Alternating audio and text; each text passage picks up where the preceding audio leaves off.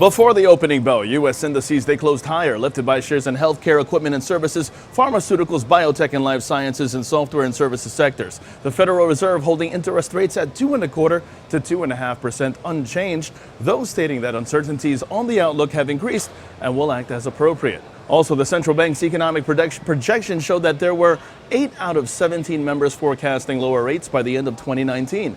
This all as 67% of SP 500 constituents traded higher yesterday. Now, after the markets closed, Oracle unveiling fourth quarter EPS of $1.16 versus 86 cents a year ago on adjusted revenue of $11.4 billion.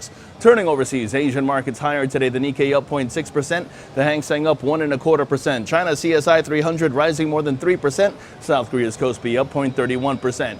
European markets gaining ground and U.S. futures calling for a positive start. Now, in terms of expectations today, we have Darden Restaurants, Red Hat, as well as Kroger. While on the economic dock at 8:30 in the morning, we have the June Philadelphia Fed Manufacturing Index, initial and continuing jobless claims figures as well. Taking a look at the markets, the SP 500, that sees further advance, and that's in focus as the relative strength index advocates for further advance. Long positions above 29.34 are favored with targets at 29.65 and 29.75 in extension. The Nasdaq, meanwhile, sees further upside, while the Dow Jones sees further upside.